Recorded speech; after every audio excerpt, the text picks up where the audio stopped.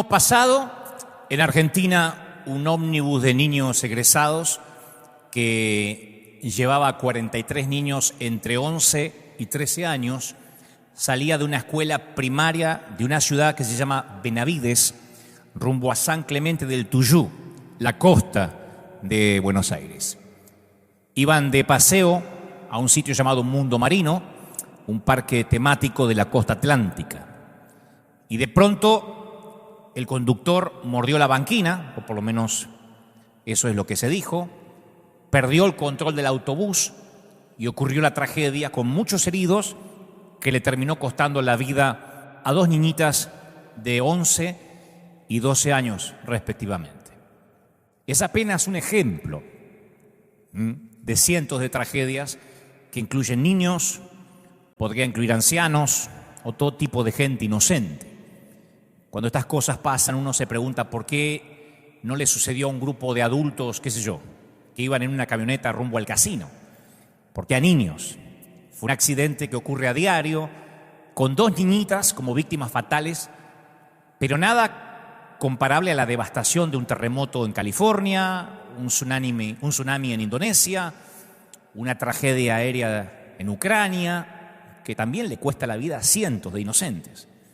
Pero aún así, una tragedia común como esta, en un autobús escolar, hace aflorar preguntas intrincadas, ¿no? Como cuando un niño entra con un arma a la escuela y provoca un caos que le cambia la vida a decenas de familias para siempre. Entonces uno se pregunta, ¿por qué niños inocentes merecen una espantosa muerte en la ruta? O morir en un día escolar, en el colegio, porque alguien lleva un arma. Dios estaba tratando de decirles algo, estaba enviándoles una advertencia a sus padres, a sus amigos. ¿Será que Dios baja, retuerce un poco las ruedas de los ómnibus escolares y después observa mientras se precipitan? ¿Será que Dios traza una línea roja con un marcador a través de un mapa de Florida para marcar el recorrido exacto de un tornado? Allí, esta casa así, que el tornado mate a la niña de 6 años, pero no toques la casa de al lado, mata a la abuela, pero salva al vecino del costado. ¿Será que Dios programa la tierra como un videogame, experimentando con mareas, con tragedias, tsunamis, temblores, huracanes? ¿Es así como Dios nos premia o nos castiga a nosotros, sus víctimas indefensas? Claro, cuando yo digo las cosas de esta manera, las preguntas suenan a sacrilegio, ¿no? A una herejía. Pero a diario, miles de ateos, incluso cristianos, porque esto no es un patrimonio exclusivo de los agnósticos, se hacen las mismas preguntas. Hay gente que no ha pensado en Dios durante años, durante décadas, y de repente cuando se enfrentan al sufrimiento, arremeten contra Dios lleno de odio, lleno de preguntas. Es que, claro, después del dolor llega la duda casi como un acto reflejo. Y el sufrimiento nos lleva a cuestionar nuestras creencias más básicas acerca de Dios. La gente se pregunta, ¿existe Dios? Cuando un ómnibus escolar sufre una tragedia que involucra a niños, uno se pregunta, bueno, ¿y si existe, cómo permite una cosa tan espantosa? Entonces, cuando golpea, no podemos dejar de preguntarnos qué es lo que Dios está tratando de decirnos mediante una simple faringitis o la muerte repentina de un ser querido.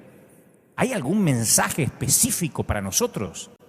Y yo he escuchado frases, incluso de líderes cristianos comentando, ¿sabían que en aquel terremoto murió un porcentaje mucho más bajo de cristianos que de no cristianos? Casi no murieron cristianos. Como dejando la teoría o la idea vaga que los cristianos que sí murieron, algo habrán hecho para ser puestos al mismo nivel que los mundanos y paganos vulnerables que murieron en la tragedia. Que digo, es una presunción casi ridícula. Es como decir que un cristiano murió de COVID-19 porque no obedeció a su apóstol, porque dejó de diezmar, porque se dejó de congregar. De hecho, han fallecido piadosos hombres de Dios por este virus actual. ¿O qué queda para aquellas tragedias que involucran misioneros cristianos junto a sus familias, que fallecen o viven situaciones adversas o infortunios en el ejercicio de servir a Dios, en el peregrinar cristiano? las masacres armenias, un accidente de ómnibus que afecta a miembros de un coro de la iglesia, una inundación que causa estragos en un campamento de adolescentes también de una congregación. Son noticias reales. La rotura de un dique cercano a una escuela bíblica. Hijos de misioneros, que me consta, yo tengo misioneros amigos cuyos hijos se han ahogado y ellos, sus padres, sirviendo al Señor, o enfermado, por ejemplo, en Chernobyl. La fe en Dios, lo dijimos, creo que uno de los primeros mensajes de esta pandemia, la fe en Dios no es un seguro contra tragedias. Entonces la pregunta es, volvamos a lo que decíamos anteriormente. ¿Dios es un sádico cósmico que se deleita viendo cómo nos retorcemos, que aplasta a los seres humanos como si fueran colillas de cigarrillos? Y si uno escudriña la Biblia, uno va a encontrar varias respuestas. Uno se hace preguntas, pero las respuestas están en las Escrituras. Lucas 13:10 dice que Satanás, o al menos un espíritu, fue la causa directa de la enfermedad de la mujer, una condición que la había incapacitado durante 18 años. El apóstol Pablo también denominó a su aflicción un aguijón de la carne como un mensajero de Satanás. El libro de Job muestra una combinación de las dos causas. Satanás inflige el dolor, pero después que obtiene el permiso de Dios. Hasta ahí estamos de acuerdo. Ahora, yo quiero que convengamos algo que respecto a esa frase, cosechamos lo que sembramos en cuanto a una tragedia. Eso que a veces merodea nuestra cabeza cuando a alguien le pasa algo malo, se le muere un hijo, el papá se contamina con el virus, decimos, bueno, es que algo habrá hecho y está cosechando. Vamos a dejar algo claro. A veces pasan cosas y nos hacemos preguntas tales como, bueno, a ver, 2.000 autos conducían bajo la lluvia en la ruta o en la autopista. ¿Por qué el auto de mi hijo tenía que derrapar por la banquina y que le costó la vida? De todos los miles de autos que andaban ahí. ¿Por qué yo? ¿Por qué mi hijo? Un problema coronario que enferma a una persona entre 100, según la estadística, y justo le toca a mi esposo, cuando es un hombre joven, cuando todavía lo necesitamos. ¿Por qué mi padre tenía que estar entre las víctimas del COVID cuando hay tantos que sobreviven? Sí, hay muchos que se mueren, pero hay muchos que sobreviven. ¿Por qué mi padre? Si además es cristiano. Entonces ahí uno tiene que ponerse de acuerdo que, bueno, una persona que va a mucha velocidad, no sé, por rutas resbaladizas por la lluvia, está coqueteando con el peligro de una tragedia. Yo quiero dejar esto en claro primero, que tiene que ver con la consecuencia directa a algo que hacemos sin prevención. Una persona que ingiere comida chatarra expone su cuerpo a riesgos de salud, como el colesterol, como arterias tapadas. Es imposible que uno comiendo mal no termine deteriorando su cuerpo. Alguien que se expone al contagio de una pandemia puede contraer el virus, lo dicen los científicos, lo dicen los médicos. Entonces las Escrituras dejan bien claro que nuestras acciones pueden afectar nuestra salud en la tierra. Parece algo infantil, pero yo no puedo avanzar si no dejamos esto claro, ¿no? Fumar, beber alcohol en exceso, sexo promiscuo, uso de drogas, de estupefacientes, glotonería, no cuidarse, todas ellas tienen consecuencias directas y dolorosas. Yo no puedo no ponerme el cinturón de seguridad cuando subo a conducir el auto, y si tengo un accidente que me cuesta la vida, después culpar o que mi familia culpe a Dios por lo que me pasó. ¿Por qué? Bueno, por imprudencia. Eso es algo que tenemos que dejar en claro. Los científicos reconocen estas conexiones y hablan sobre esas conexiones, que nos pueden costar la salud. Los principios dentro de la creación se aplican a cristianos y no cristianos por igual. Ahora, seguramente estás pensando, bueno, está bien, yo entiendo eso, que si no me cuido, que si salgo desnudo cuando hace frío, me voy a agarrar una pulmonía. Hasta ahí estamos claros. Después hay otros que dicen, bueno, pero algunos pasajes del Antiguo Testamento también muestran que Dios causa el sufrimiento como castigo del mal comportamiento de la gente. Es verdad. Los libros proféticos están llenos de advertencias de juicios venideros. Pero esas predicciones de destrucción vienen después de advertencias muy directas y explícitas. Amós, Jeremías, Habacuc, Oseas, Ezequiel enumeran listas de pecado y maldad que van a provocar el castigo. Dios los usa para decirles eso al pueblo. En casi todos los casos, los profetas saben o tienen la esperanza que Dios va a contenerse si Israel se arrepiente y se vuelve a Dios. Entonces, el juicio viene claramente de Dios pero no de una manera caprichosa o injusta. Si vamos al Antiguo Testamento, era el castigo ese congruente con el pacto o contrato de Dios para con Israel. Y llegaba después de mucha advertencia. Y a mí me sorprende cómo muchos cristianos aplicamos este principio en la actualidad. La fatídica frase, algo habrás hecho, que duele. Algo habrás hecho. Nos vamos al Antiguo Testamento y decimos, ¿ves? Mirá lo que le pasó y fíjate lo que le pasó a Israel. Fíjate que desobedeció y fíjate cómo le vinieron las plagas. Algo habrás hecho. Durante la dictadura militar de Argentina, por si no lo saben los de otros países, mientras miles de ciudadanos eran torturados y asesinados por las fuerzas de seguridad, el gobierno de facto, los medios afines de entonces al poder se construyeron un relato donde el que desaparecía misteriosamente, que después eran asesinados, era porque estaba metido en algo raro. Y una gran mayoría repetía ese discurso hegemónico, convencido de que los hijos de esas mamás que clamaban justicia, de esas madres, algo habrán hecho para ser enemigos del Estado y que hayan desaparecido misteriosamente.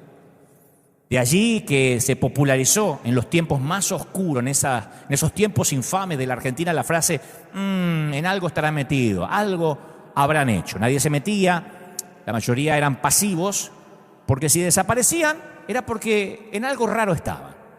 Ahora imagínense cuando esa frase también es llevada a la vida espiritual. Es catastrófico. Porque te enfermas y llegan al hospital los hermanitos con su regalo. Algo habrás hecho para que te pase esto.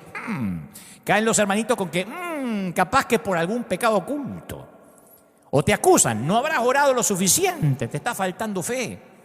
Y lo peor es cuando capaz te lo dice un líder o te lo dice un pastor en el cual dispensamos nuestra confianza.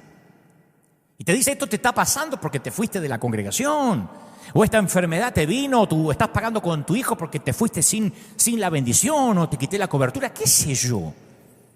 Pero hay una gran diferencia entre el sufrimiento que la mayoría de nosotros puede padecer, un infarto, un virus, incluso un accidente de autobús, a los castigos del Antiguo Testamento. En el Antiguo Testamento, el castigo seguía a las advertencias repetidas contra un comportamiento específico. Quiero que esto quede claro para que seas libre. Porque de hecho, para que el castigo sea eficaz, se necesita un vínculo claro con la mala conducta. ¿Tiene sentido lo que digo? Para que el castigo sea eficaz, ese castigo tiene que tener un vínculo con la mala conducta. ¿Cómo castigamos a un hijo? ¿Cómo le ponemos penitencia? Por cuanto no ayudaste a poner la mesa, por cuanto trajiste una mala nota, hoy no tocas el iPad. Ahora, pensá en un padre que castiga a un chiquito pequeño.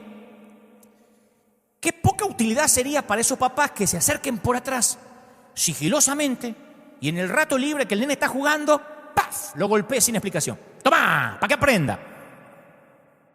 Y el nene no sabe por qué se le pegó. No entiende. Un comportamiento así, ¿qué produce?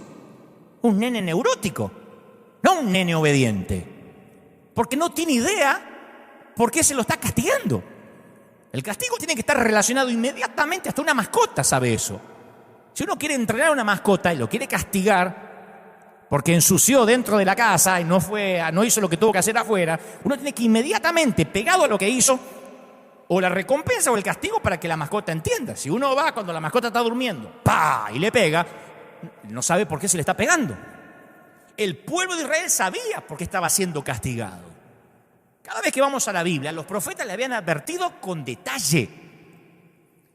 El faraón de Egipto sabía exactamente por qué las 10 plagas habían sido enviadas contra su tierra. Dios se lo había dicho a través de Moisés, le había dado la razón y le había dicho cómo se lo podía evitar. El faraón le dice en un momento a Moisés, ora para que las ranas sean quitadas, por supuesto, pero mañana ora. Las plagas estaban a una oración de distancia para que se vayan. Entonces los ejemplos bíblicos del sufrimiento como castigo se ajustan a un patrón. Yo quiero que prestes atención a esto porque te va a liberar como me liberó a mí. En el antiguo pacto, el dolor viene después de mucha advertencia y nadie pregunta más tarde por qué les pasa lo que les está pasando. Saben exactamente en la Biblia por qué están sufriendo. Jonás no dice, me agarró un pez, iba por la vida y me tomó. Ya sabe por qué. Porque Dios lo mandó a Nínive y el tipo se fue para Tarsis. O sea que no hay un castigo que sea de imprevisto y que la gente no sepa por qué le está pasando. Ahora, ¿se parece el patrón de lo que te estoy contando con lo que nosotros en la mayoría vivimos en la actualidad? Recibimos una revelación directa de Dios en la que nos advierte de una catástrofe venidera. Vino tu sufrimiento personal empaquetado con una explicación clara de Dios. ¿Por qué te pasa lo que te pasa? Tu papá morirá de COVID-19, pero es porque te lo advertí hace un año, durante toda la semana, todos los días. Vos me estás diciendo, no, eso no me pasó. Bueno, si no es así, si estás confuso por lo que te está pasando, tenés por seguro que esto no es una reprimenda de Dios, porque cuando Dios habla, señores, es claro. Los predicadores somos vuelteros para hablar, pero Dios habla claro. No es, ¿qué me querrá decir? Yo siempre estoy en contra de eso. Tuve un sueño con 3 bestias apocalípticas y una suegra que aparecía de atrás. ¿Qué me querrá decir Dios? Nada, que comas menos antes de irte a dormir, porque Dios habla claro. La Biblia está llena de historias de personas que sufrieron, pero que definitivamente no estaban siendo castigadas por Dios. Y esto hay que dejarlo claro. A lo mejor es el juicio de Dios, algo habrás hecho. Pero en la Biblia estaba claro. El faraón no estaba diciendo, ay, ¿por qué hay moscas? ¿Por qué hay moscas? ¿Por qué hay ranas? Si Dios se lo advertía. Y si no sabes por qué estás viviendo, lo que estás viviendo no es algo que Dios te está queriendo decir, porque Dios habla claro. Ningún padre castiga a su hijo fuera de contexto, porque no sirve. Insisto, genera hijos neuróticos, no obedientes. Ahora, ¿qué dice Jesús? Este Jesús que estamos viendo con ojos nuevos domingo a domingo. Bueno, Jesús nunca dio un sermón sobre aceptar la mala suerte que te tocó en la vida. Nunca vamos a ver a Jesús que se acerca a una persona pobre o enferma y le dice, aguantate la medicina que Dios te dio.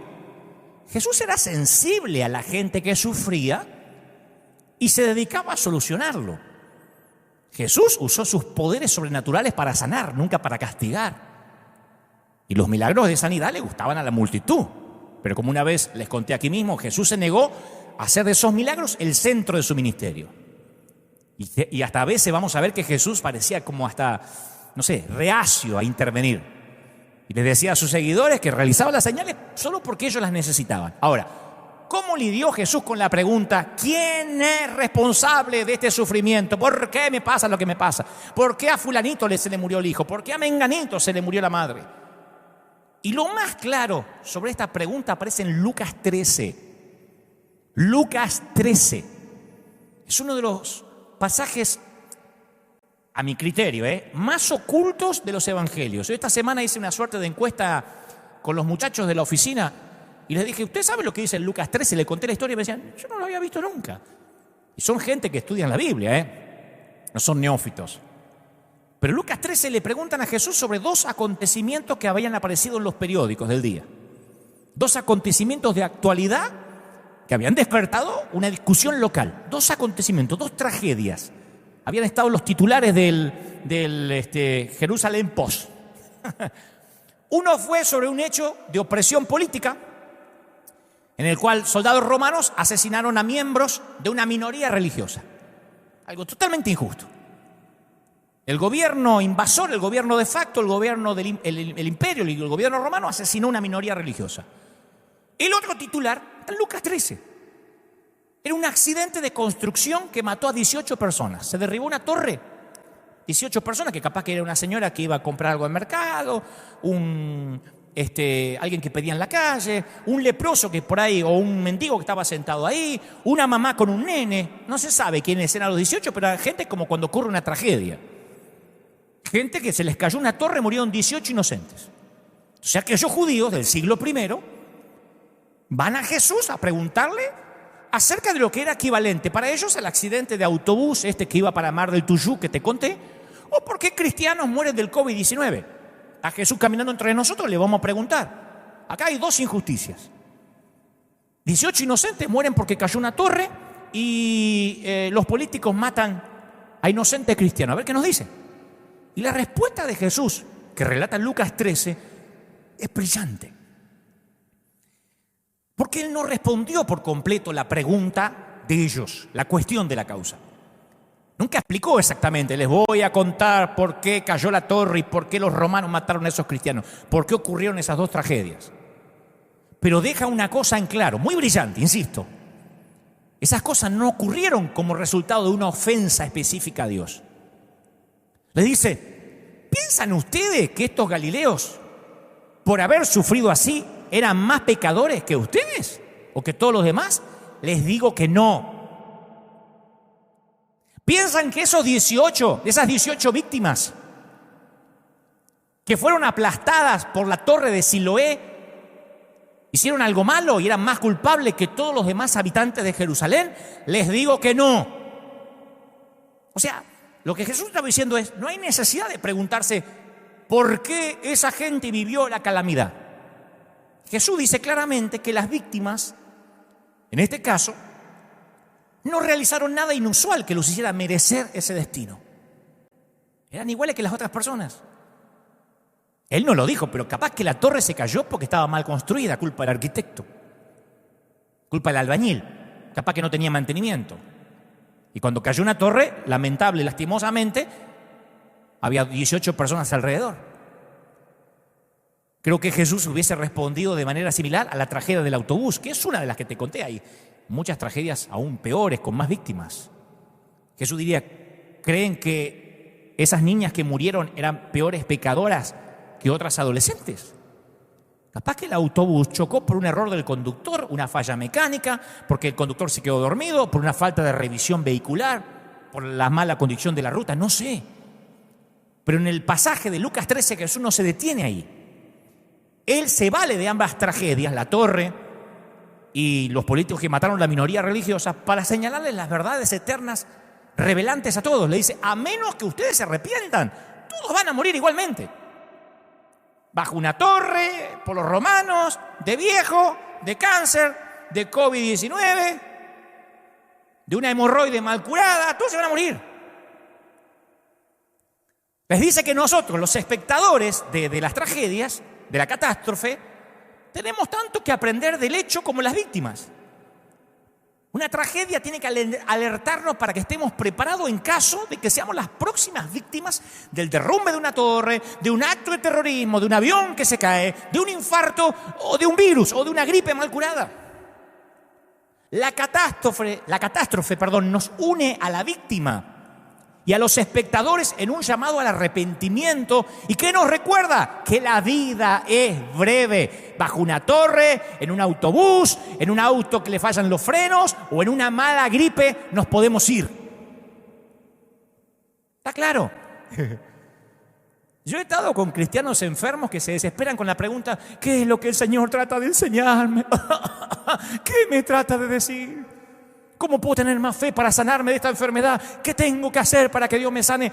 Pero no creo que Dios nos está tratando de decirnos algo específico cuando algo nos duele.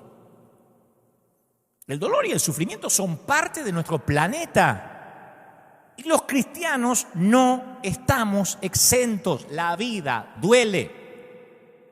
Claro, a veces sabemos por qué nos enfermamos. Poco ejercicio, mala dieta, contacto con un germen.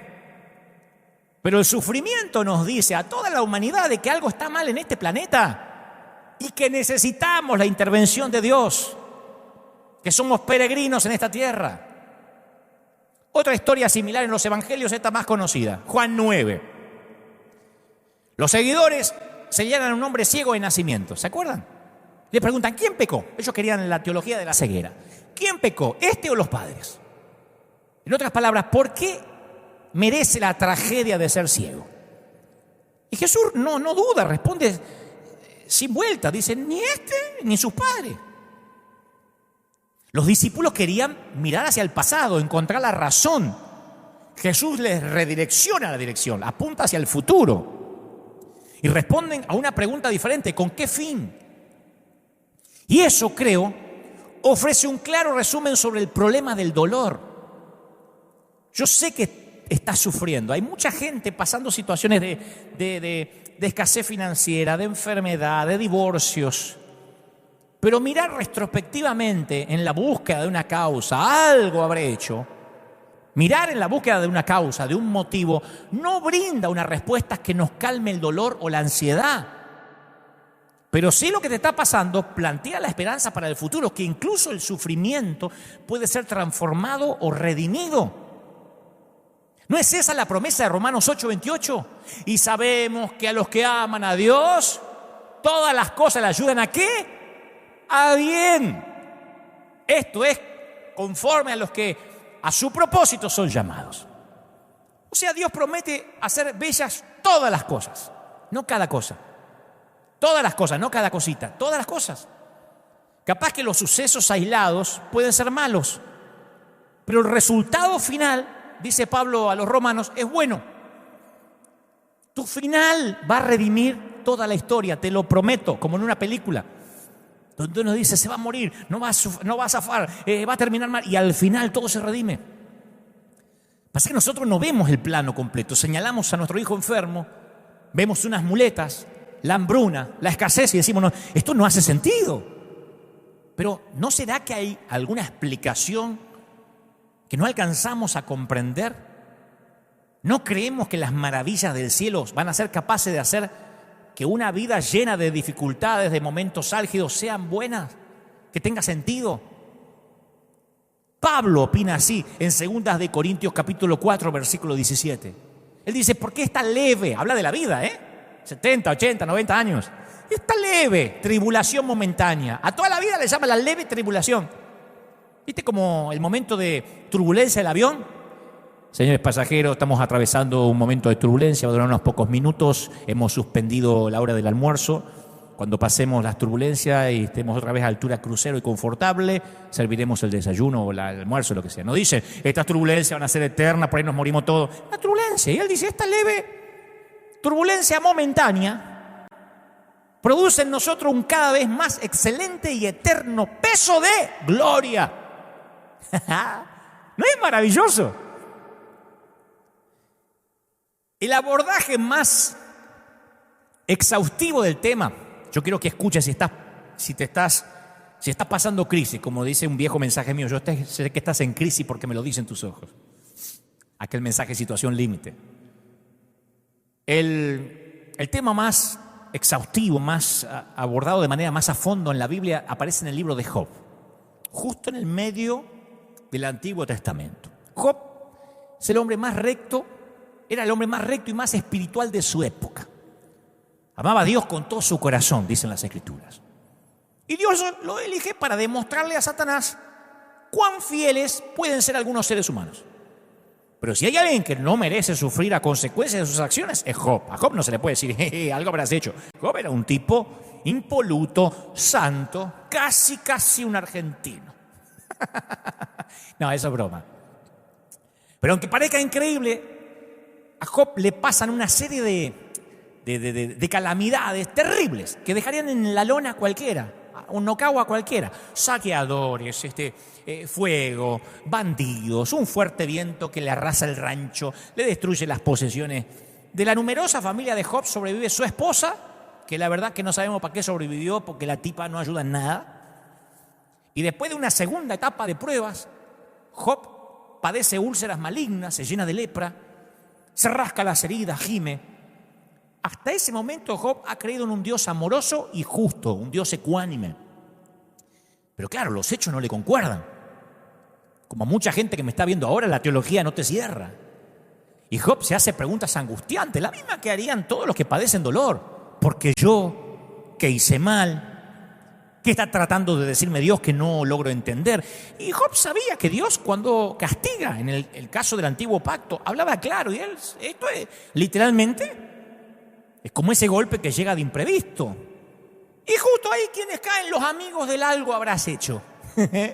Porque los amigos del algo habrás hecho, siempre aparecen los tipos, son casi omnipresentes.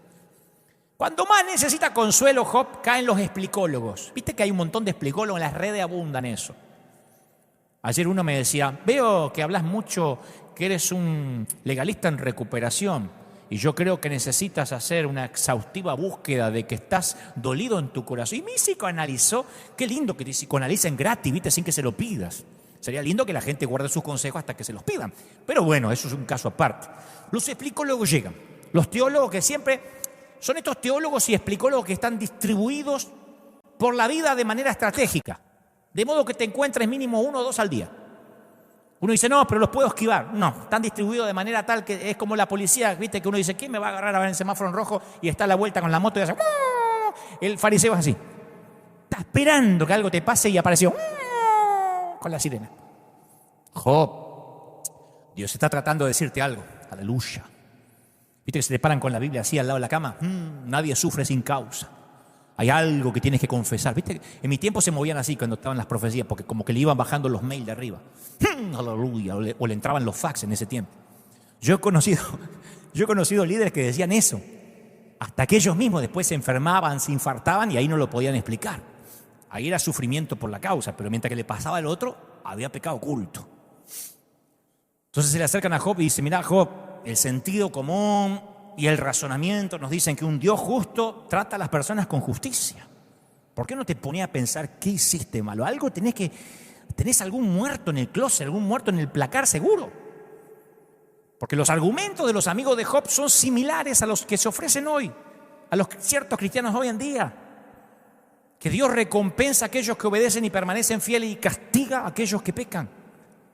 Entonces cuando uno se enferma o pasa una situación difícil, caen los amigos de Job y te dicen, confiesa tu pecado y Dios te va a aliviar del sufrimiento. ¿Sabe qué feo estar al lado de un ataúd?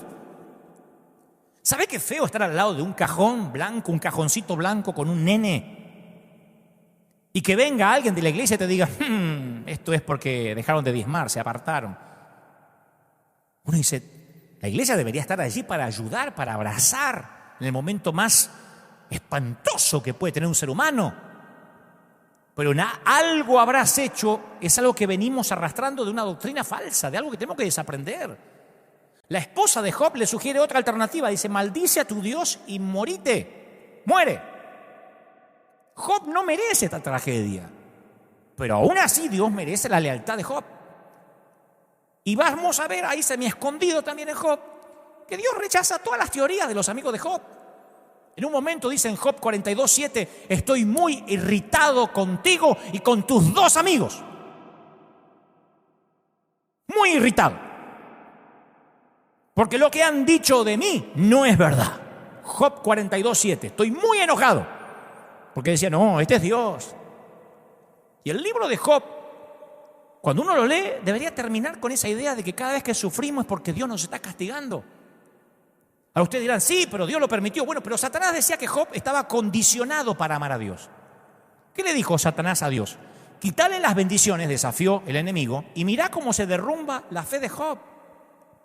Y el pobre Job, sin tener nada que ver, fue seleccionado para una contienda cósmica. Quedó en el medio. Satanás le dice que Dios, que Él, no es digno de ser amado por sí mismo. Que la gente de fe como Job lo sigue porque Dios lo soborna con bendiciones para que lo amen. La respuesta de Job, cuando todas las bendiciones desaparecen, va a aprobar o no la teoría de Satanás. Satanás le dice, Dios, ¿sabes por qué te ama este y te aman todos? Porque los bendecís. Quítale la mujer, quítale el ganado, quítale los hijos a ver si todavía te ama.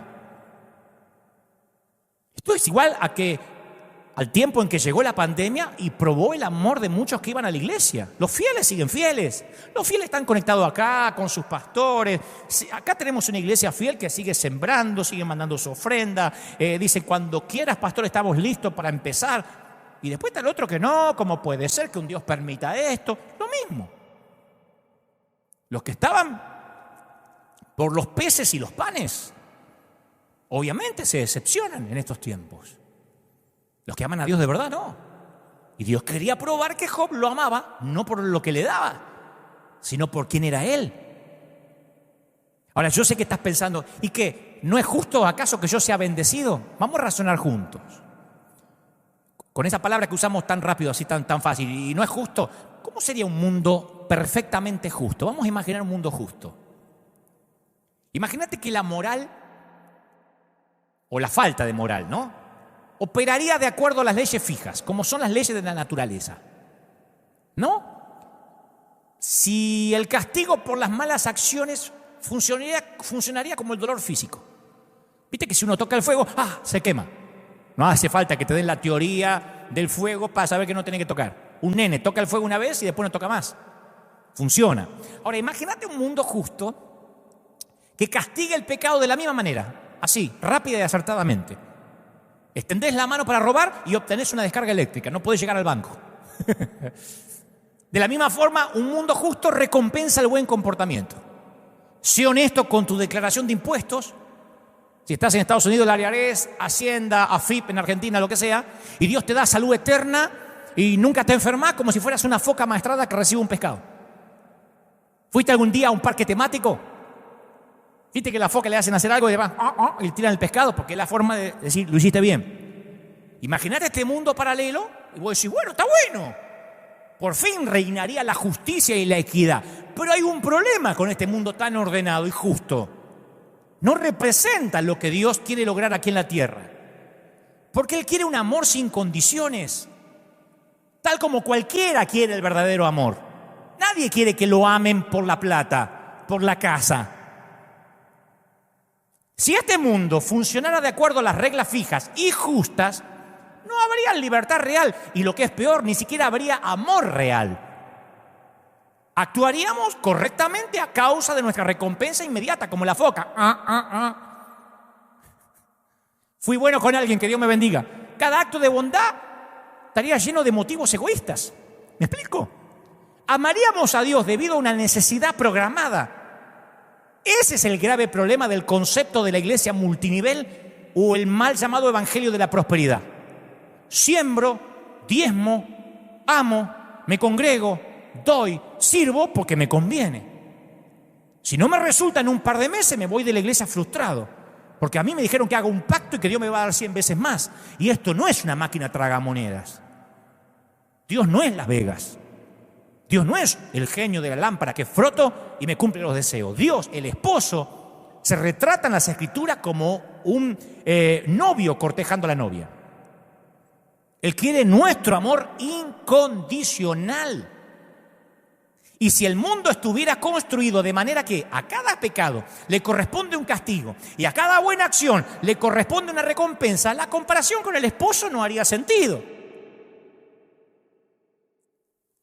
La analogía más próxima a esa relación sería la de una mujer mantenida, consentida, sobornada, escondida bajo 7 llaves en una habitación para que su amante esté seguro de que no le va a ser infiel.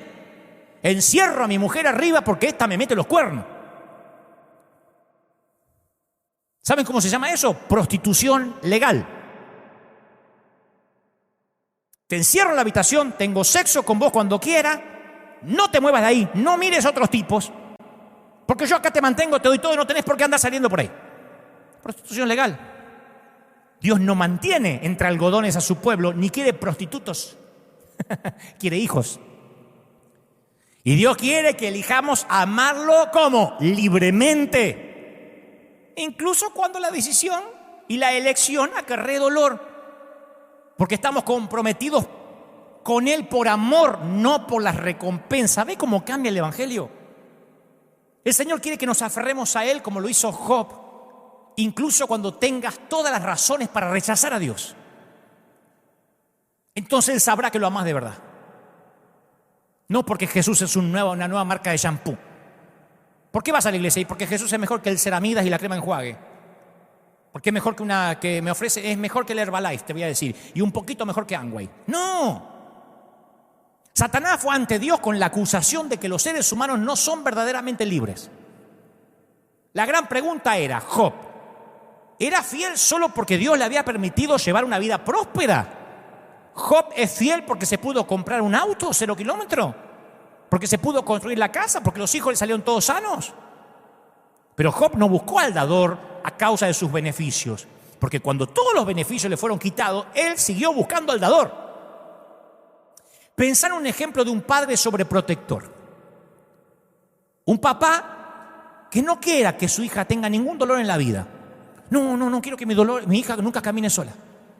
No, pero tiene que dar sus primeros pasitos. No, se va a caer. Y así la nena crece, tiene 10 años, 12, 15, 20. Él la lleva a cualquier lugar que ella quiera ir, pero no deja que camine nunca. La coloca en un carruaje. Con el tiempo la nena o la niña mimada, ya mujer, se convierte en una inválida. Es incapaz de dar un paso, totalmente dependiente del padre. Un padre así, sin importar cuán amoroso y afectivo fuese, termina por fracasar en su tarea más importante, que es la de hacer crecer una persona independiente hasta que se convierta en adulto, ¿sí o no? ¿No es la tarea que tenemos como padre? Sería mucho mejor para la hija misma que el padre diera un paso al costado y la dejara caminar, aun cuando esto significa que ella se va a tropezar. Pero a veces nosotros queremos más que un padre en el cielo, queremos un abuelo en el cielo. Nos comportamos como los nietos de Dios, que nos consienta en todo. Y si no, le hacemos un berrinche de nieto. Yo quería que Dios me bendiga porque yo diezmé. Me voy a utilizar donde me dejan servir. Dios no es un abuelo. Dios quiere hijos que lo amen. Volviendo al tema. ¿Por qué te pasa lo que te pasa? ¿Por qué me pasa lo que me pasa? Es peligroso. Y ni siquiera es bíblico que te tortures tratando de encontrar el mensaje de Dios en tu dolor. ¿Sabe cuál podría ser el mensaje? Que vivimos en un mundo con leyes establecidas como todos los demás. Subo a un 8º piso, me tiro, me mato. ¿Y cómo Dios no me sostuvo? Porque la ley, la gravedad funciona para cristianos y para no cristianos. Nuestro ámbito cristiano, principalmente el evangélico, siempre ha habido 2 grandes errores. Y lo digo como autocrítica porque soy un legalista en rehabilitación. El primer error es cuando atribuimos todo el sufrimiento a Dios y todo lo que nos pasa es un castigo. Hablamos de eso recién. El segundo error, casi más grave que el anterior, es justamente lo opuesto. Suponer que una vida con Dios no incluye sufrimiento. Y si sufrís es porque algo habrás hecho. Algo habrás hecho. Como dije hoy, justo cuando necesitas esperanzas y fuerza para combatir la enfermedad, lo que algunos hermanitos te ofrecen es una dosis helada de culpa y de duda. El otro día veía algunos live o algunos líderes, algunos colegas a quien quiero y respeto mucho, pero que decían, es que algo habrán hecho, aquellos que se están muriendo, hombres de Dios que se mueren de COVID-19, revisen su vida. ¿De verdad? Hombres de Dios han muerto siempre de cáncer, de tumores, de accidentes. Me consta. Ni hablar de los discípulos, de los mártires de la iglesia. Ahora, si aceptamos que el sufrimiento proviene de Dios como una elección, Dios me está leccionando como lo hace, por ejemplo, el Islam, entonces vivamos resignados. No nos vacunemos nunca contra nada, el polio, el HIV, la malaria, la peste bubónica, el cáncer, la fiebre amarilla, el COVID-19. ¿Para qué vamos a luchar contra ellos? Si son los agentes que Dios nos envía para darnos una lección. Bueno, aprendamos la lección. ¿Para qué vamos a usar tapabocas? O distancia social, o orar por una vacuna. Resignémonos si eso es lo que Dios nos dice. Jesús mismo pasó sus días en la tierra combatiendo la enfermedad. Nunca Jesús dejó entrever que había que resignarse y no luchar. Los cristianos más que nadie tenemos el derecho, ¿qué digo el derecho? La obligación de luchar contra el sufrimiento humano. Si no es fácil. No, ¿qué vamos a mandar inyección financiera al mundo? Deja que se mueran de hambre, es una lección que Dios está mandando. Si no aprenden con el hambre, vamos a alimentar a los hijos pródigos. Ah, mira vos. Entonces habría que arrancar la parábola del buen samaritano, vamos a quitarla de ahí porque no sirve, no suma. Me dijeron muchos, ¿para qué mandas plata? ¿Para qué mandás gente allá? Dejalo, si ni a Cristo tienen. ¿En serio mandás a la India? ¿Qué? ¿Aceptaron a Cristo? Sí. ¿Y les da de comer? Imagínate que Jesús hubiese pensado así. A la prostituta, ¿diste fruto? Al cobrador de impuestos, ¿cuánto llevas vos de cristiano? Mostrame el certificado de que estás diezmando, si no, no te voy a bendecir. Hablamos ya de eso, ¿no? Bastante. Ahora, otra gran mayoría de la iglesia nos inclinamos en dirección hacia el segundo gran error. Creemos que la vida con Dios no incluye sufrimiento ni dolor. Y ahí es cuando algunos sienten que Dios les falló en el contrato. Cuando sienten que su trato unilateral, porque Dios no lo firmó, unilateral con Dios fue quebrantado. No, es que Dios no juega limpio. ¿Cómo me pasó esto si yo nunca dejo de congregarme? Una vez escuché a alguien que me decía, no entiendo, se me rompió el auto. No entiendo qué me quiere decir Dios, que cambies el auto, que lo lleve al mecánico, ratón, o que le pongas gasolina. ¿Quién me quiere decir Dios? Es la segunda vez que choco, que aprendas a manejar, burro. ¿Qué te va a decir el Señor? Entonces la mayoría cree tener un acuerdo contractual con Dios. Bueno, yo prometo ser decente, buena persona, y a cambio Dios va a salvar a mi hijo, a cambio Dios va a sanar a mi esposa, a cambio Dios me va a cuidar el trabajo y a cambio nunca me voy a enfermar. Y cuando Dios no satisface sus expectativas, quedan girando en un torbellino de preguntas, de dudas. Dios no ha trazado líneas ni ha hecho tratos. Incluso cuando las cosas van mal, hasta hay algunos que se olvidan cuando las cosas sí van bien. Las palabras de José a Faraón hablan de eso. Después llegarán 7 años de un hambre tan intensa que se olvidarán de la prosperidad de Egipto. La hambruna será tan grave que borrará el recuerdo de los años buenos. José vio en aquel sueño ambas épocas, la de la abundancia y la escasez, y ambas bajo el paraguas de la jurisdicción divina. No es que en una estaba Dios y en la otra no estaba Dios. ¿No es esta la promesa de Romanos 8:28? Y sabemos que los que aman a Dios, todas las cosas les ayudan a bien. Esto es, a los que conforme a su propósito son llamados. Dios promete hacer bellas todas las cosas. Insisto, el suceso aislado puede ser malo, pero el final es bueno. El final siempre redime una historia plagada de drama. Yo pienso en los cristianos en Irán, en Pakistán, en Camboya. Difícilmente pueden llegar a vivir la teología de vida próspera y feliz. El grave problema que tenemos los cristianos es que algunos creemos que la prosperidad material es la única señal de la bendición de Dios.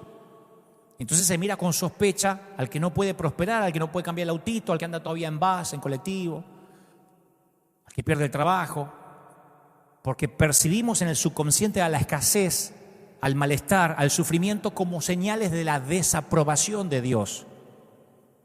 Y eso es grave, porque hay gente en nuestros continentes que capaz que nunca va a tener su propia casita, capaz que nunca va a tener su auto. No los estoy maldiciendo, hay gente que... Mi papá, voy a hablar de mi papá nunca tuvo un auto 0 kilómetros, mi papá nunca en la vida salió de esa casita que era tan chiquita que si entraba un endemoniado se liberaba porque entraba el demonio o la persona, los dos no entraban. Y por eso voy a decir que mi papá era desaprobado por Dios. Lo mismo sucede con la sanidad. Les damos mérito a los que han sido sanados milagrosamente, los mostramos en televisión y decimos que la sanidad está disponible si tan solo la reclaman para todo el mundo. Y yo no estoy, de ninguna manera estoy subestimando la maravilla de la sanidad divina. Acá hemos visto sanidades impresionantes. Mi mamá fue sanada de cáncer. Dios me la regaló 40 años más de la fecha que tenía para morir. Pero obviamente los milagros no ofrecen una solución permanente al problema del sufrimiento. ¿Cómo lo sé? Y si la tasa de mortalidad es exactamente igual para los cristianos que para los no cristianos. 100%. Decía Woody Allen, no te tomes la vida tan en serio que nadie llega vivo al final de ella. Todos en algún momento vamos a tener ojos que necesitan lentes, huesos que se pueden fracturar, dientes que reemplazar, próstatas que se agrandan, menopausia que no perdona aun cuando te hayas tenido una vida muy cuidada. La vejez es la suma de un cuerpo que se va deteriorando, ¿o no? Es la suma de microenfermedades, la vejez. Yo no veo como cuando era un pibe. ¿Y eso qué significa? Mis dedos cada vez están más torcidos. Significa que estoy avanzando en edad. Los cristianos también se enferman de cáncer, de virus. Compartimos plenamente el sufrimiento de este mundo. Yo no estoy diciendo que Dios no sana, yo estoy diciendo que el énfasis moderno en la sanidad milagrosa tiene el efecto secundario de hacer que aquellos que no son sanados se sientan como que Dios no los ama tanto o que los pasó por alto. ¿Has estado alguna vez en una campaña o mirando por tele una noche de milagros? ¿Quién se lleva el mayor aplauso? Bueno, Jesús, ya sé. Pero ¿qué milagro provoca el mayor aplauso? El que tira las muletas.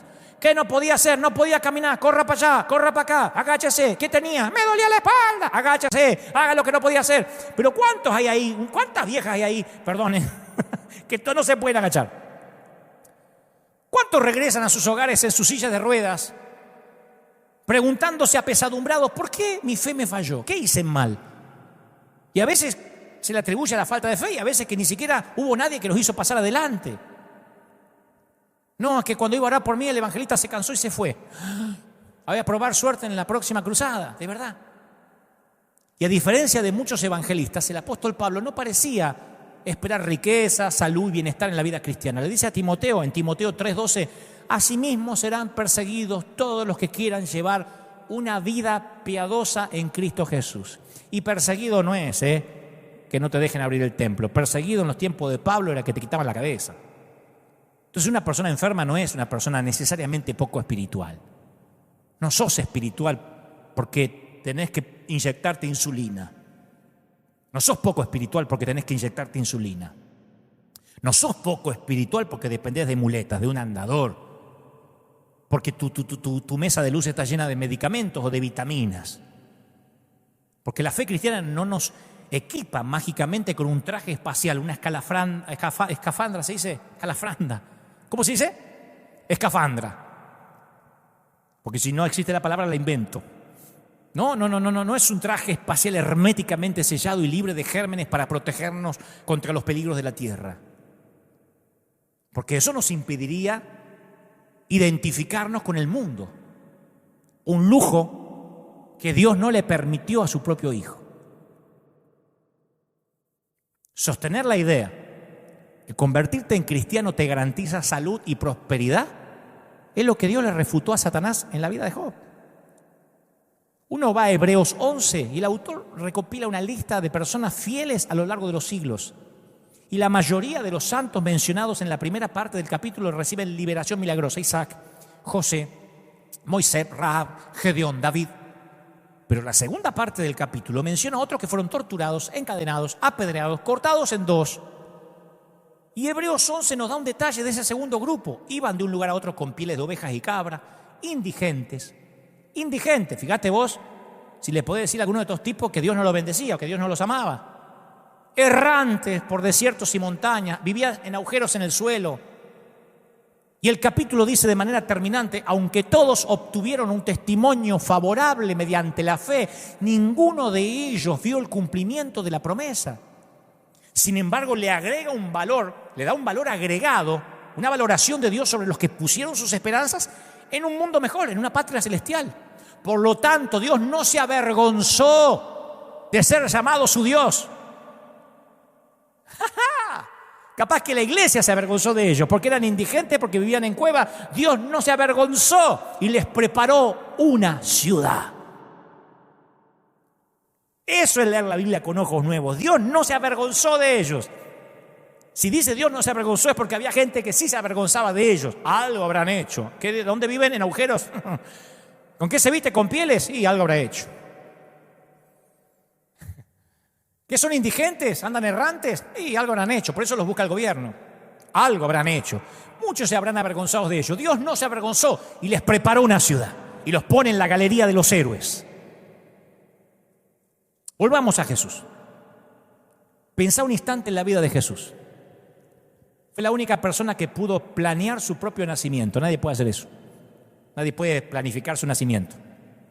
Pero se humilló, cambió un cuerpo celestial por un cuerpo frágil hecho de sangre, tendones, cartílagos, células nerviosas.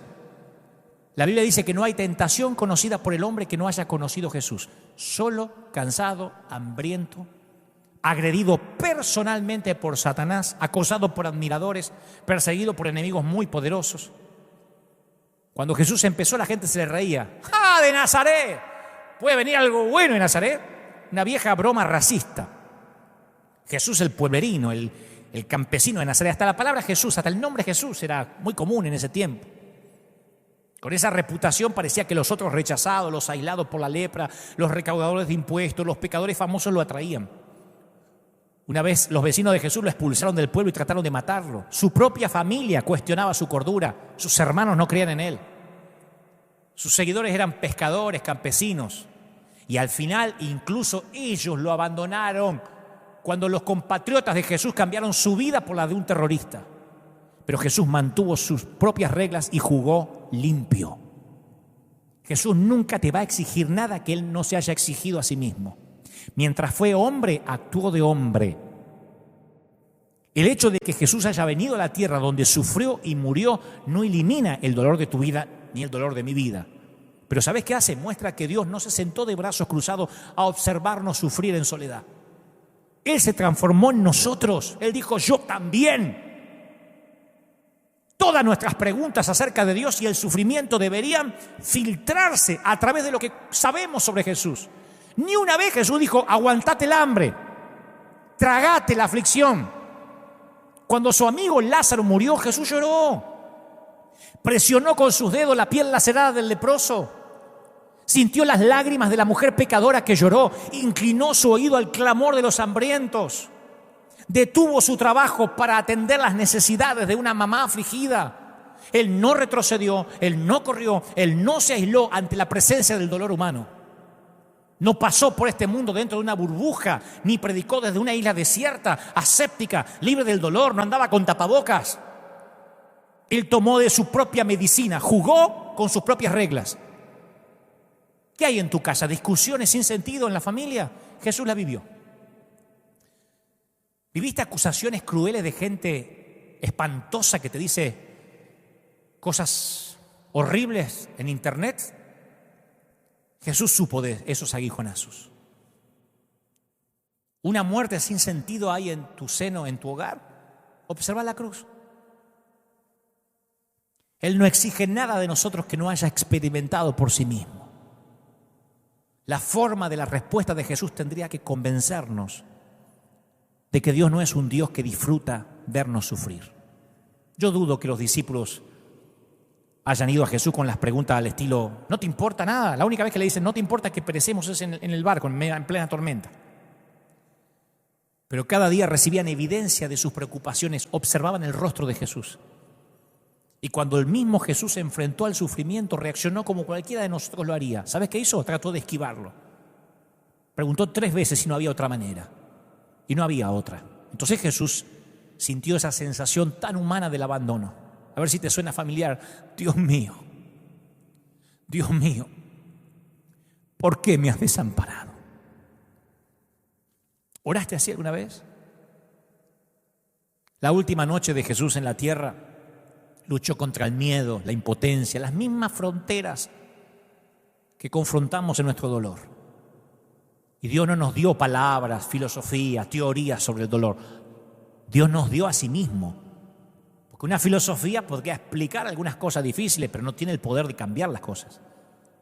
La historia de la vida de Jesús promete el cambio. Dios no estaba ahí arriba observando los hechos trágicos maquinados acá abajo. Dios estaba en Cristo reconciliando al mundo en sí mismo, porque de tal manera amó Dios al mundo que dio a su Hijo unigénito para que todo aquel que en él crea no se pierda, sino tenga vida eterna. Si Dios está de nuestra parte, ¿quién puede estar en contra nuestra? El que no escatimó ni a su propio Hijo, sino que lo entregó por todos nosotros, ¿cómo no habrá de darnos generosamente junto con Él todas las cosas? Romanos 8:31. Durante su encuentro más íntimo con los discípulos, la última comida, la que se llama la última cena, Jesús hace una declaración: muchachos, en este mundo va a haber aflicciones, se va a poner fea la cosa, pero anímense, yo vencí al mundo. ¿En qué iglesia ponemos un cartel? Las cosas se van a poner feas cuando se van. Despídanse, saluda a su hermano, Dios te bendiga, y recuerden, esta semana va a estar bravísima, los van a perseguir, algunos capaz que los corten en 2. Tranquilo, Jesús venció al mundo. No vuelve nadie. Fíjate los escalofríos que tendrían en las espaldas los discípulos, los 11 tipos, cuando Jesús le dice, se va a poner bravo. Pero esos ex cobardes salieron a las calles y cambiaron el mundo. Pablo dijo, de hecho considero que nada se compara a estos sufrimientos actuales con la gloria que se va a revelar, le dice Romanos 8:18. Jesús es el ejemplo perfecto de todas las lecciones bíblicas acerca del sufrimiento. Por Jesús nunca puedo decir, algo habrá hecho. Estás sufriendo porque algo, metiste la pata en algo y no lo querés confesar. Jesús no pecó y sintió dolor. ¿Cómo voy a decir que algo hiciste necesariamente? Te voy a decir esto una vez.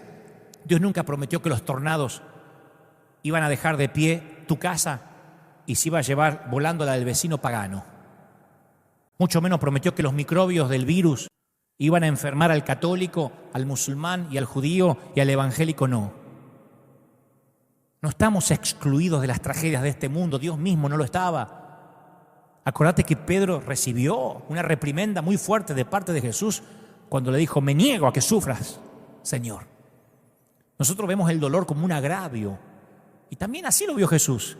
Y es por eso que realizó sanidades milagrosas. Pero en Getsemaní su oración no fue, gracias Señor por esta oportunidad para sufrir. Él rogó con desesperación si había un escape. Pero aún así estuvo dispuesto a sufrir en pos de una meta más grande. ¿En qué sería diferente si Jesús hubiese venido a la tierra como Superman? Como un héroe de Marvel, ¿no? Siempre digo, ¿en qué sería diferente si Jesús en vez de nacer en un pesebre, cayera como, ¿se acuerdan cómo Terminator llegaba al mundo que caía así? Y dice, vengo a salvar al mundo, ¿no? Y le roba la chaqueta de cuero a alguien, se pone los anteojos oscuros y sale a matar malos. ¿Qué hubiese pasado si no hubiera muerto, si simplemente hubiese ascendido al cielo mientras que lo está juzgando Pilatos? ¿Dónde fue? ¿Dónde fue? Ascendió al cielo. ¡Oh! Era Dios. Pero al no exceptuarse a sí mismo, al haber aceptado deliberadamente lo peor que el mundo tiene para ofrecer, eso nos da la esperanza a vos y a mí que Dios puede transformar nuestro sufrimiento, cualquiera sea que tengamos que enfrentar. Y a causa de su muerte y resurrección podemos decir con confianza que no hay prueba, no hay enfermedad, no hay divorcio, desempleo, quiebra, pena, que escapen a su poder transformador. Yo me siento más seguro que Dios realmente entiende mi dolor, porque no tenemos un sumo sacerdote incapaz de compadecerse de nuestras debilidades, dice Hebreos 4:15, sino uno que ha sido tentado en todo de la misma manera que nosotros, aunque sin pecado. ¿Escuchaste?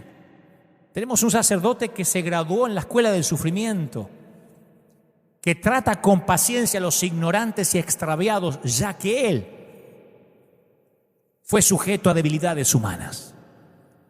Qué lindo que a causa de Jesús Dios comprende tu dolor y el mío. Nuestras lágrimas se transforman en sus lágrimas. No estás abandonado. Te prometo, no estás solo. Cada lágrima que derramaste está en un cáliz, en una copa de oro en los cielos. No estás solo. ¿Cómo te ama el Señor? ¿Cómo te ama el Señor? Renuncia a todas esas frases de los amigos de Job. Algo habrás hecho, no hiciste nada. Quítate ese legalismo retrógrado de encima. Yo sé que hay gente mirándome diciendo, mi líder me maldijo. Claro, cuando ese líder te dice, si te vas de la iglesia, si te quitas mi cobertura, lo vas a pagar con tus hijos, uno dice, es una estupidez. Pero después pasan unos meses y tu hijo tiene un accidente con la bicicleta, se machuca un dedo, va a parar al hospital en el peor de los casos, y esas palabras te vienen porque Satanás como que tiene una grabadora y te tiene las palabras de vuelta. ¿Ves? Lo estás pagando. Y encima lo que te está pasando, que es porque estás sujeto a un mundo natural, encima tenés que cargar con la culpa de las frases de gente que no sabe quién es Dios. Una locura. Una locura que nos digan algo habrás hecho. No hiciste nada. Hace poco enterraste a un ser querido, ni siquiera te pudiste despedir de él, no hiciste nada malo. Mi mamá partió con el Señor, mis hermanos partieron con el Señor. Yo me acuerdo cuando mi mamá falleció un miércoles, un jueves. Yo el domingo estaba predicando acá y la gente estaba esperando a ver si yo iba a salir con cara larga y no es que sea un desalmado, pero le dije a la gente al final del servicio, ¿qué creían? ¿Que iba a dejar de servir a Dios? Mi mamá se mató toda la vida orando para que yo sirviera al Señor. ¿Cómo puedo honrarla? Sirviendo al Señor. ¿Y no vas a hacer luto? Si se fue con el Señor, no decimos se nos adelantó, para allá vamos todos. Me voy a poner a llorar como una marrana, no saliendo debajo de la sábana. ¡Ay, mi mamá! No vamos todos para allá. ¿Qué predicamos si no? Sí me duele, sí la echo de menos. Pero no por eso voy a dudar de Dios. Si nunca nadie me prometió eternidad de este lado del sol. Nunca nadie me dijo, nunca te vas a enfermar, tu familia va a ser perfecta, el perro no se te va a morir nunca, la leche nunca se te va a cortar, la carne que hagas nunca se te va a quemar. Eso es el evangelio barato que se predica por ahí. El verdadero evangelio hace que transites por caminos difíciles, pero que nunca tu lealtad a Dios esté en juego. Voy a terminar con esta historia real. Alguna vez la conté. A mí me impactó mucho la vida de Sandra, que estaba destinada a ser una vida de cuentos, porque Sandra creció en la fe, su abuelo era el pastor de la iglesia en la cual ella creció, se graduó de una universidad cristiana muy bonita, comenzó a trabajar como enfermera, se casó con un muchacho cristiano también, galán, casi argentino. Después de 4 años de casada y con 2 meses de embarazo de su primer hijo, su esposo le dijo que no estaba seguro de asumir la paternidad. Mirá vos, le gustó hacerlo al chico, pero no le gustaba tenerlo. Y 2 meses más tarde, ella se enfermó y él la abandonó, pleno embarazo. Sandra seguía orando por su esposo, segura de que éste iba a regresar como el hijo pródigo, pero se enteró de que le fue infiel. Y no solo eso, había contraído una enfermedad de transmisión sexual. Y el regalo que el papá le dejó al bebé cuando éste nació fue la enfermedad que le transmitió. En el momento del parto, su bebé estaba callado cuando debía llorar, azul y flácido cuando debía estar rosadito. Rachel o Raquel nació anacefálica, con un único tallito cerebral para realizar las funciones primarias. Los médicos le dijeron que iba a vivir unos días o semanas, pero las semanas se convirtieron en meses, los meses en años. Y la vida de Sandra, de la mamá, consistía en trabajar turnos de 12 horas mientras alguna amiga le cuidaba a la bebé. Luego pasaba todo el día cuidando a Rachel. Obviamente esa ruta no estaba pavimentada con los sueños que por lo general las mamis tienen para sus hijos. Sandra nunca iba a tomar un video de su primer día en la escuela, nunca Rachel iba a tener Instagram ni Facebook, ni iba a hacer videitos, no habría boletín de calificaciones, no habría ninguna entrega en el altar a un muchacho. Sandra nunca iba a ver a su nena dar un primer paso, nunca podía sentir los deditos gorditos de la nena agarrados de su mano, nunca le iba a escuchar decir la palabra mamá. Nunca sabría Sandra siquiera si Raquel o Rachel la reconocía como mamá. Un día Sandra decidió tomarse unas vacaciones porque se la merecía después de 3 años. La nena tenía 3 años. Sería la primera vez que se separaba de su hijita desde que nació. Le dijeron, tenés que descansar. Y se tomó unos días y cuando aterrizó en el aeropuerto de regreso, su cuñado la saludó con las palabras que ella había esperado desde que su nena había nacido. Rachel había muerto. Y el papá nunca vino al funeral, nunca preguntó por su hija, nunca dijo perdón. No fue hasta que pasaron 6 años que Sandra pudo leer el diario que llevó durante la vida de su hijita. Y en su mayoría de las hojas era ¿por qué? ¿Por qué? ¿Por qué? Sandra dijo, en ese momento no había respuesta, todavía no tengo ninguna. Es un camino oscuro, es un camino difícil. Sin embargo, pregúntale a Sandra hoy si ella hubiera preferido que Rachel no naciera. Y te va a decir, no, es inconcebible. Ella cuenta que mientras que cargaba a esa niña experimentaba una comunión muy profunda que no podría describir con palabras humanas. Cuenta que aprendió a amar más allá de las limitaciones, de las imperfecciones, a mirar al espíritu de esa nena y amarlo. No se arrepiente ni un solo día de haber traído a Rachel a casa y colmarla de amor. Es más, tuvo que perdonar a un esposo que nunca le pidió perdón, que nunca apareció y nunca mereció su perdón. Tuvo que perdonarlo porque la alternativa era vivir en la prisión del resentimiento y ella no quería. Tuvo que perdonarse a sí misma por la amargura, la oscuridad, las limitaciones, las posibilidades de escoger que ya no volvería a tener. y de una extraña forma tuvo que hacer algo como perdonar a Dios por no responder su oración honesta y no darle una bebé sana. Pero nuestra esperanza del verdadero evangelio, ¿sabes qué dice? Que lo que le pasó a Sandra no fue una catástrofe con un final espantoso. ¿Quién se atrevería a decirle estupidez a Sandra? Mirar a la nena y decirle, y algo habrás hecho. ¿No tuviste sexo antes del matrimonio? Porque Rachel no fue meramente un accidente genético defectuoso, un pedazo malo de ADN que confinó a la nena a ser un breve accidente sin significado en el esquema humano. Nuestra esperanza dice que lo que le sucedió a Sandra y a Rachel es parte de una historia que no terminó aquí. Nuestra esperanza dice que un ADN defectuoso no tiene la última palabra. Esa enfermedad no tiene la última palabra. Nuestra esperanza no dice que hay que correr una noche de milagros y si no ocurre el milagro está fregado. Dice que un día Sandra y Rachel se van a sentar en una mesa donde cada una sabrá quién es la otra y las palabras de gratitud de esa nena que no pudieron fluir aquí van a fluir allá. Y las extremidades que colgaban flácidas e inútiles en este mundo van a ser bellas y fuertes allá. La mente que aquí fue timada va a florecer con una creatividad y una inteligencia brillante allá. Nuestra esperanza dice que aquel que hace cirugía reconstructiva todavía no terminó y va a llegar el día en que esa muñeca de trapo que vivió poco y pasó inadvertida en este mundo, que nunca tuvo una red social, va a resplandecer por la eternidad con una gloria que ahora no podemos imaginar ni comprender. La esperanza cristiana dice que estamos en nuestro camino de la tragedia hacia una historia de gloria. Vamos en camino. Sí, es un camino irregular, camino con rodeos, pero destinados a la gloria.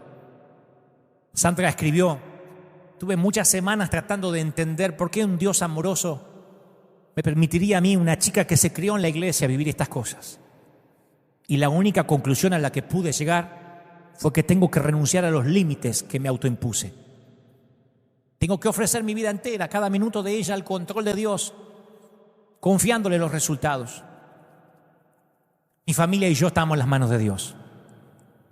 No he hecho tratos ni he trazado líneas diciendo, cuidado Dios, no cruces esta línea. Entregué mi vida incondicional al Señor. Y donde había pánico hay paz y calma. A donde imperaba la necesidad, ahora hay tranquilidad. Mi querido, lo que venga le va a dar significado a lo que te está pasando ahora. Deja que Dios termine su trabajo. Deja que el compositor concluya su sinfonía. Si no la termina acá, la última hoja de la partitura estará allá. Y vos me decís, y entonces Dante, ¿cuál es el pronóstico? Sencillo. Lo que ha sido tu vida y la mía hasta ahora. Días buenos, días malos. Pero Dios está en todos los días. ¿Y sabes qué? Pensándolo bien, tal vez sí, Sandra, algo habrá hecho. Pero ¿sabés qué fue? Amar a Dios incondicionalmente. Serle leal a Dios, a pesar de estar rota. Voy a orar por ti. Si quieres recibirlo en el corazón, solo tienes que correr hacia él y decir, Señor, entra en mi vida, cámbiame. De verdad, no te ofrezco soluciones mágicas, sino el verdadero evangelio.